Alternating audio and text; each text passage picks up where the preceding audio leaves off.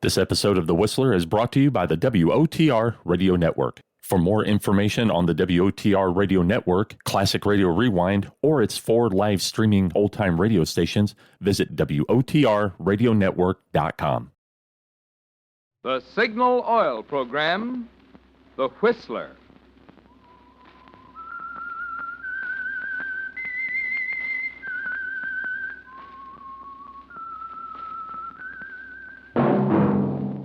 That whistle is your signal for the Signal Oil Program, The Whistler.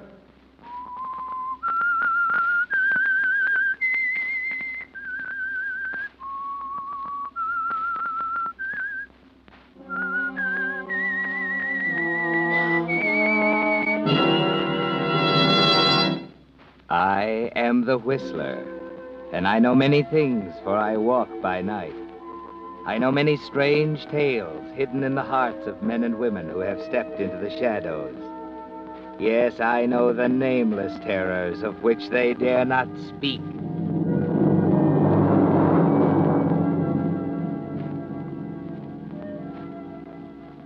Yes, friends, it's time for the Signal Oil Program, The Whistler, rated by independent research the most popular program on the West Coast. Remember, let every traffic signal remind you, with new Signal gasoline, you do go farther than ever. Look for the familiar big yellow and black circle sign that identifies those popular Signal service stations in 7 western states from Canada to Mexico. And now the Whistler's strange story, Miracle on 49th Street.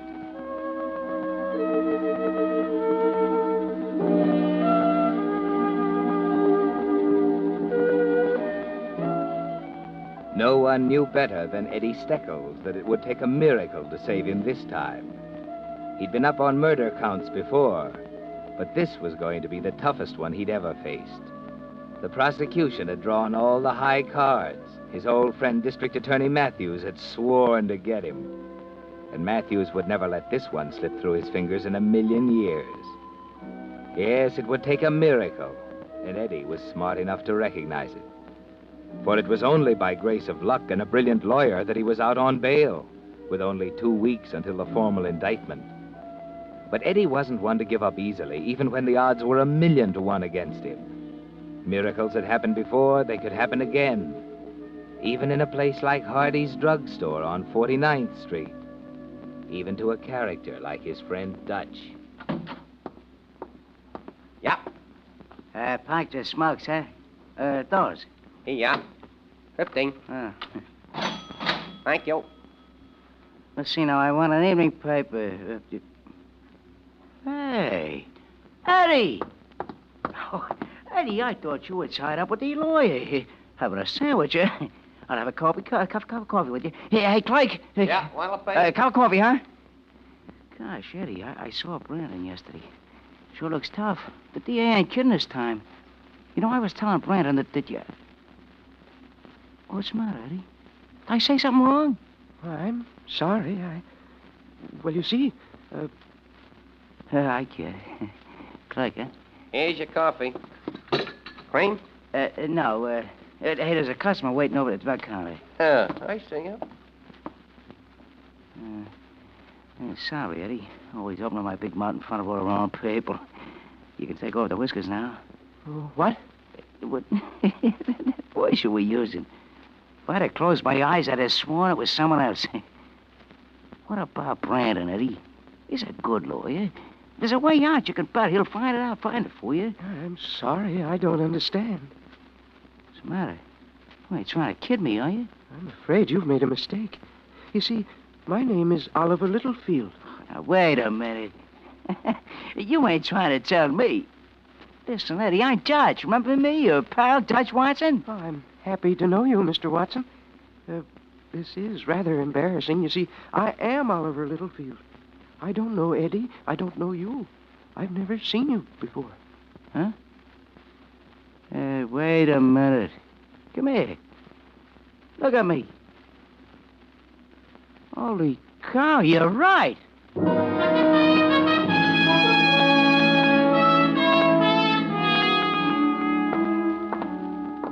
Why don't you sit down, Eddie? I told you it's all tied up in a hard knot. I couldn't get you out of it if you were the governor. We get 2 weeks, ain't we? Maybe. What, Brandon, what do you mean, maybe? You're a $50,000 lawyer. So is the DA, Eddie. And he's not playing for peanuts this time. He could recommit you tomorrow if he wanted to. What do you mean? I'm out on bail. Yes, today. Tomorrow you go back in if Mr. Matthews decides he has a case. And I think he has. I'm sorry, Eddie. You're sorry? You shouldn't have shot that cop. Ah, shut up. There's got to be a way. There's got to be something. Give me a cigarette.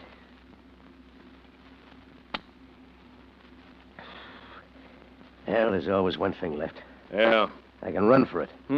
They'd be waiting for you with open arms in every city from New York to San Francisco, looking for you on every freight, pictures in all the post offices. No, you don't need a lawyer, Eddie. You need a miracle. Yeah? Eddie? Yeah. Eddie, you'll never believe it. I can hardly believe it myself. Huh? Who is this? Dutch, I'm calling from a drugstore on 49th Street. There's a guy here, Eddie. A guy I sat right next to, maybe a foot away. What are you talking about? This guy. He's you, Eddie. Yeah, you drunk? Honest, Eddie. I couldn't tell the guy from you if I was touching noises. I never seen anything like it in all my life. All right, so what? Is that all you called me for? Well, Shut up. I'm busy enough without having you blubber on the other end of a telephone line. So the guy looks like me, so what? Matter, Eddie? Nothing. Dutch. Yeah. Tail that guy. Don't let him out of your sight. But, He's still there, ain't he? Yeah, but why? Never mind why. Tail him. Follow him home, then get back here as fast as you can. Okay, Eddie. What was it, Eddie? Yeah. You hear anything? No. Good. You're all through, Brandon. You can go now. Huh? You heard me. Beat it. I don't want to see you again. Are you crazy? Maybe. Crazy enough to think you're right, Brandon. I don't need a lawyer. I need a miracle.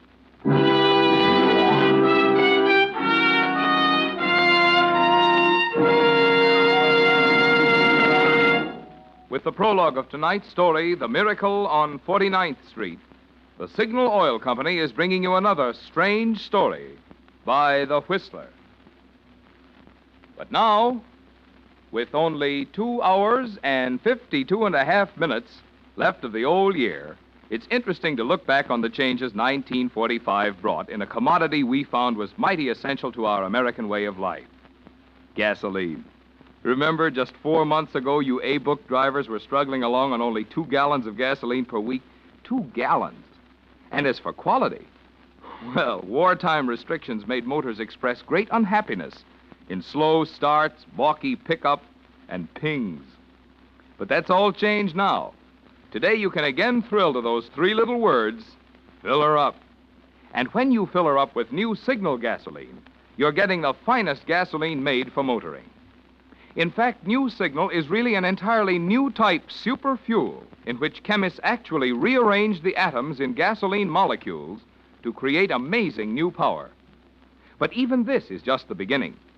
For just as fast as still further advances are made in automotive or petroleum science, you'll find them incorporated in an ever finer Signal gasoline that will continue to merit the public preference, which has made Signal grow in just 14 years from a mere handful of stations in Southern California to almost 2,000 Signal dealers serving 7 western states from Canada to Mexico.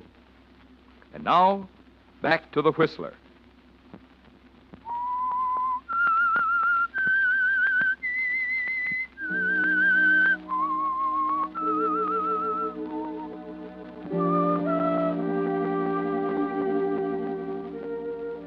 Yes, Eddie, you're right. Your lawyer is no good to you now, with District Attorney Matthews piling up a murder case against you piece by piece like bricks in a wall.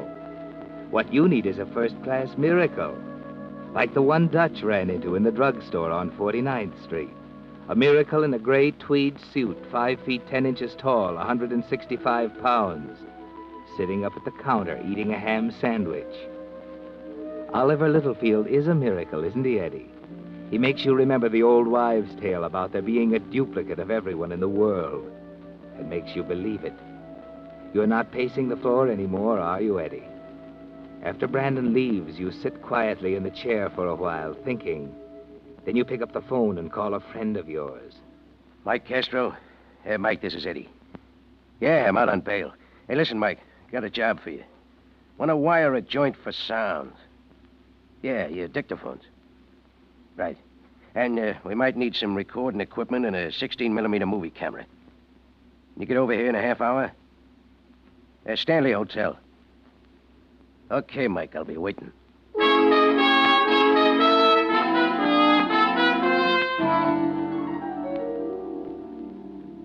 That was a cinch, Eddie. He lives in a little house in Wilmot, 40 minutes out of town. You get the address, Dutch? Yeah, 2224A Euclid Avenue. Oliver Littlefield. 2214A Euclid Avenue, Wilmot. What's the matter, Eddie? Oliver Littlefield. I love him like a brother, Mike. I was thinking about it, what I was telling him. It's quite a thing, ain't it? Yep, quite a thing. I think maybe we all got the idea. A switch? Yeah. Yep. You said you couldn't tell us apart, Dutch. It ain't that. He'll talk. He's got alibis. They'll check his prints. Wait a minute. He won't talk because he'll be dead, out on the highway somewhere. And they won't check his prints because they'll take one look at his face and write Eddie Steckles off the books as a gang murder. No, it won't work. I won't go for it. Why? It's crazy, that's why. Does $10,000 sound crazy to you? Huh? Say it again. $10,000 cash on the line. $10,000. That's a lot of dough. Yeah. Okay, now, Dutch, you and Mike work together. And the first thing you do is steal a telephone truck. Huh?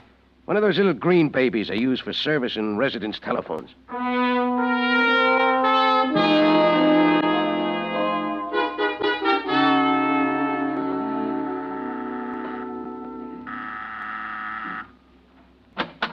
What do you want? How do you do? Are you Mrs. Littlefield? Yes? Telephone company. Came to check the wiring. What? Why, I didn't call Part of into... the service, madam. Every so often we have to check up. You know, connections get loose, insulation wears out. Well, that's strange.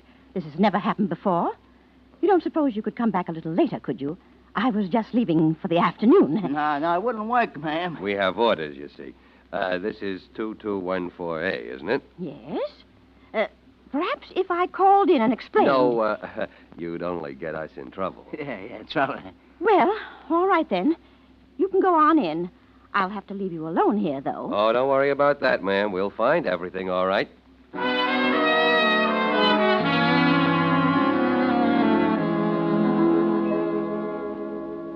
So you want a place to rent, huh? Yeah. It's awful tough. Haven't got a thing on my books except a shack over on Acacia Street. $50 a month. It's not worth 50 cents. That the one you advertised? 2225 Acacia? Yeah, that's it. Backs up on Euclid Avenue, doesn't it? Mm-hmm. Okay, I'll take it.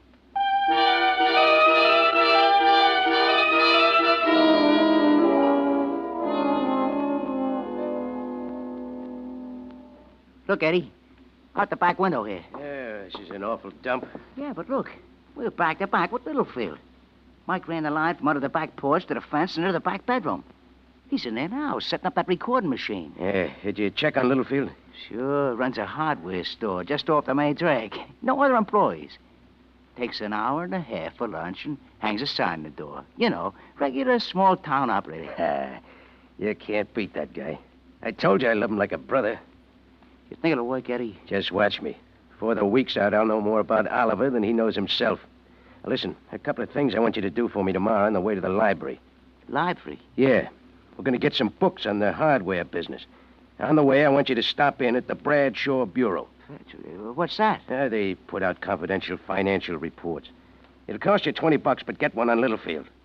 It'll tell you what his investments are, how much he owes on his house, his earnings, all that kind of stuff. They won't ask questions. Yeah, just tell him he wants to borrow $1,000 from you on a personal note. Now, where's Mike? Oh, this way. Hey, how you like this broken-down joint I rented, huh? It's broken down, all right. How's it, Mike? Working perfect. Close the door, Dutch. Anything been doing? Yeah, they've been going at it. Quite a wife you picked out for yourself, Eddie. Give her a listen. I simply can't understand it. Why in the world you had to close the store for 2 solid hours this afternoon to take 3 gallons of paint out to that Marsden woman?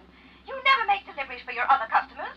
Why, for all you know, you might have missed a $20 sale. Please don't refer to her as that Marsden woman, Cynthia. Oh, you call her by her first name. I call her Miss Marsden. Well, I Sit down a minute, will you? Where are they? They're in the dining room. The microphone's under the table. What happens if they go out of the room? Just a minute. I'll show you. Well, what's he doing? Nothing coming through. Probably standing in the hallway in his bathrobe. It's his old brown bathrobe, Eddie. She took the buttons off his good one in the ringer last week. I suppose I might as well take my shower. There won't be any dinner until you do. And you'd better take some kerosene to those hands. They're full of green paint. Yes, dear, right away. And don't forget to clean your fingernails. All right, Cynthia, all right. But now what do you do? Watch. We faded out the dining room. Now we turn this dial up. Woman, what the deuce? Cynthia? Cynthia, where's the soap?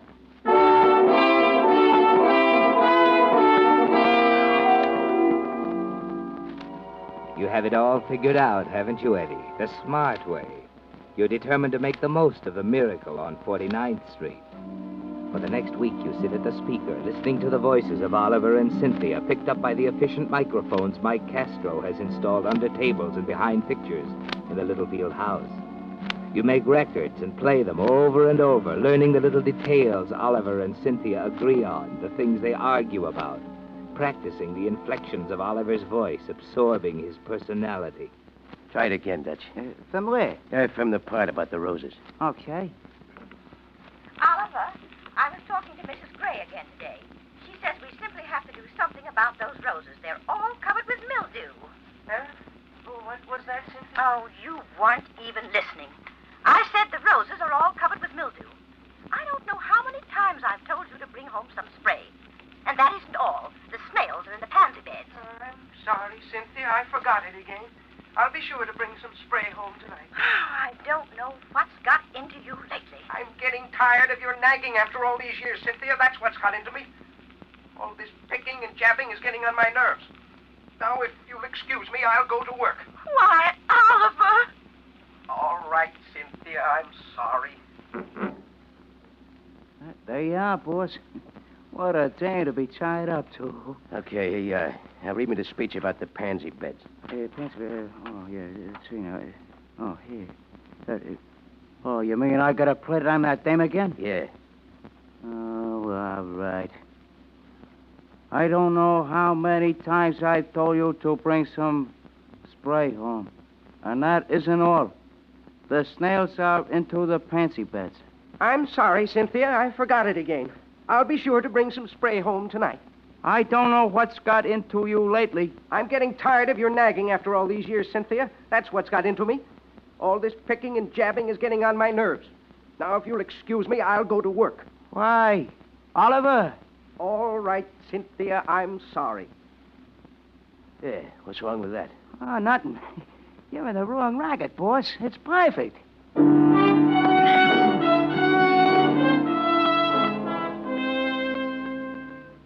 Yes, Eddie, it is perfect. But you don't stop there. At every spare moment, you're studying up on the hardware business, learning the details of Oliver's financial dealings from the confidential reports Dutch brought you. And Mike has been busy, too, with a movie camera, photographing Oliver from an automobile parked across the street from the hardware store, or while he stands innocently on a street corner as Oliver hurries off to lunch. You study the pictures carefully, Eddie, capturing his walk, his nervous little mannerisms. But there's still something missing. You know practically nothing about his friends and neighbors, the people they play bridge with on Thursday nights, the members of Oliver's lodge, the things you'll have to know about. It worries you, doesn't it, Eddie? And then all of a sudden you get another big break. One afternoon as you're bending over your books, Mike comes into the room. Well, Eddie, I hope you can get by on the records we already made. Why? There ain't going to be no more. What's the matter? Machine breakdown? Cynthia left town last night on the 11:15 train, going to visit her mother's. Huh? Heard Oliver telling the guy next door. Uh, Can't make records if you ain't got no one to talk to. yeah. Tough break, huh? No, not exactly. Huh? What do you mean? Mike, did anyone except Mrs. Littlefield see you the day you came to repair the phone? No. You sure? Yeah, why? Did you find yourself a camera? A speed graphic like the newspapers use? Now, what's that got to do Could you with find one? Yeah, sure. Okay, get one. And buy yourself a new suit. What? Tomorrow night, you're going to call on Oliver. You're from Snap, the photo magazine. And you're assigned to do a story on the typical American citizen. The average guy who lives in the suburbs. What he does in his spare time at home, who his friends are, what they do, his hobbies, the clubs he belongs to. You know, regular feature story. And the guy the committee selected as the average citizen is Oliver.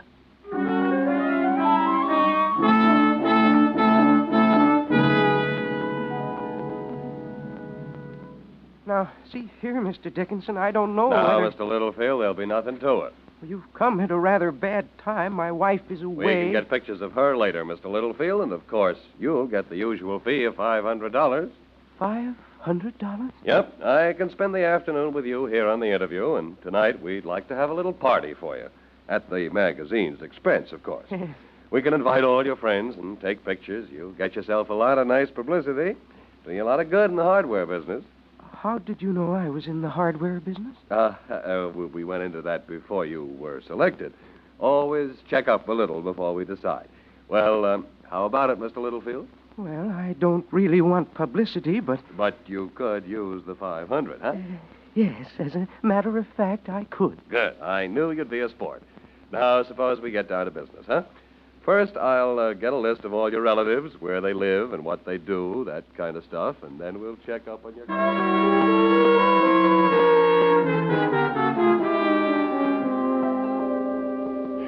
I'm Mrs. Lake. I live down the street a few doors. 2228 Euclid, that is. Known the Littlefields, well, ever since they came here in 1927. Oliver was working for the gross department store in the hardware department, and my husband, Clem, he was in the men's ready-to-wear. My name is Barton, pastor of the Congregational Church. Oliver's been a member for more than 10 years. I'm his Aunt Sarah. I guess when you get right down to it, I'm his only living blood relative.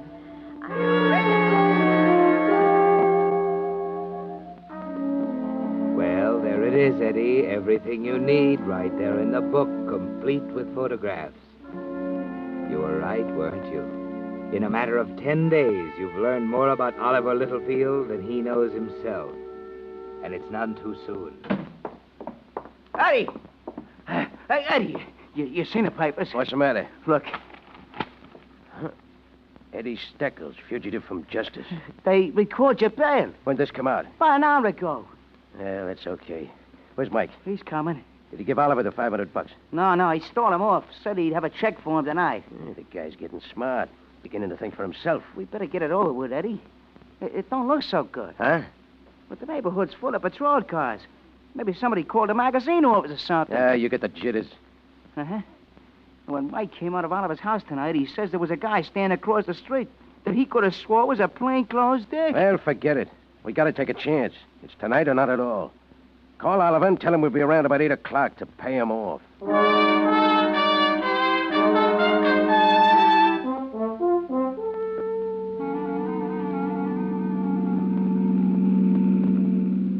Which way, Eddie? Take the next road to the right. That's it, up there by the sign. Now, see here, what's this all about? I haven't done anything. Shut up, Oliver. Just keep your hands up, that's all. That's better.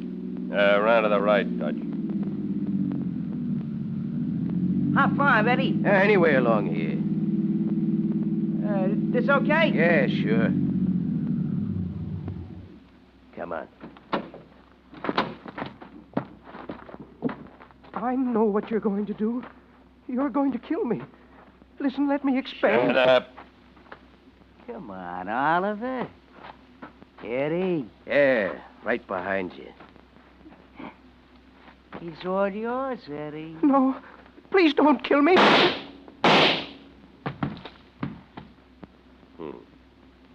Nice work, Eddie. No, Mike. Not Eddie. Oliver Littlefield, remember?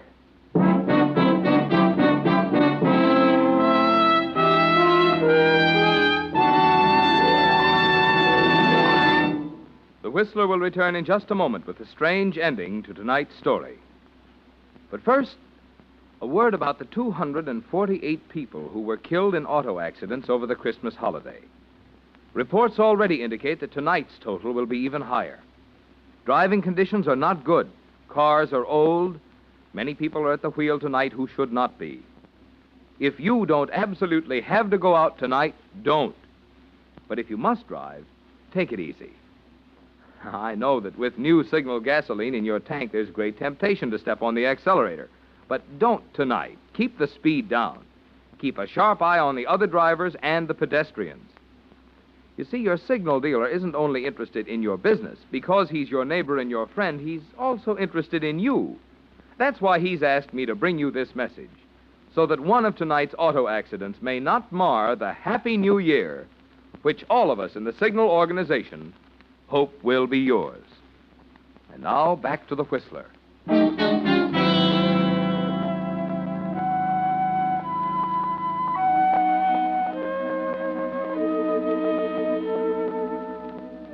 Yes, Eddie. It was a miracle that sent Oliver Littlefield to you at the exact moment when you could use him best. And you knew how to make the most of it, didn't you? You've already decided what's going to happen from here on. How you'll suddenly disappear from Wilmont one fine morning without telling anyone where you're going. There'll be gossip about Oliver Littlefield finally wearying of his nagging wife. But after a month or so, it'll die down. South America, the Pacific Coast, Canada, there's lots of opportunity, isn't there, Eddie? Plenty of room for the smart ones. You abandon the car, Eddie Steckel's car, on the highway and hitch a ride back to town. Outside of a slight pinch in the shoulders, Oliver's gray tweed suit fits perfectly. Almost as well as your clothes fit him back there in the trees on that side road. It's 11 o'clock when you finally get back to 1214A Euclid Avenue and fit Oliver's key in the lock on the front door. Now, there's that light switch. The way up with the door. There. Now it. Who are you? Why, Oliver, don't you know me? Oh, I'm sorry. Of course, Sure, you know me, Oliver. Your wife wanted some work done in the garden. She called. Left. Oh, yes. The spray. Yeah, the spray. And there was something else, Oliver. The spading. You didn't know about that, did you? See, here, My name's Bertoli, Oliver. From headquarters. What do you mean? You didn't know about the spading she'd ordered in the back of the yard. Or you wouldn't have buried her there the day before the arsenic. Buried her? Sure. You shouldn't have killed her with arsenic, Oliver. Too easy to find in a post-mortem. Oh. That's it, huh? Put down that gun. Yeah.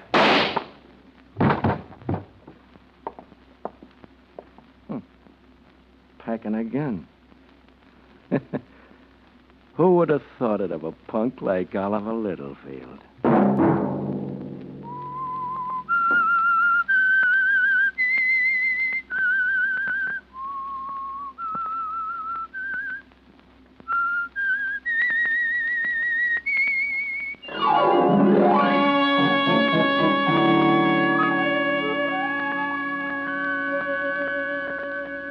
Next Monday at 9 o'clock, the Whistler will bring you another strange tale.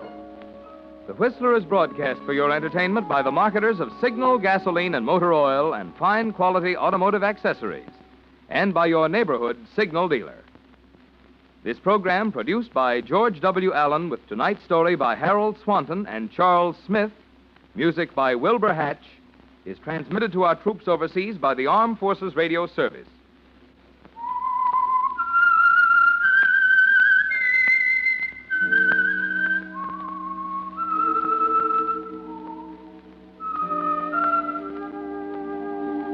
That whistle is your signal for the Signal Oil program, The Whistler. This is Marvin Miller speaking, reminding you to look for those familiar yellow and black circle signs that identify those popular Signal Oil stations in 7 western states from Canada to Mexico. This is CBS, the Columbia Broadcasting System.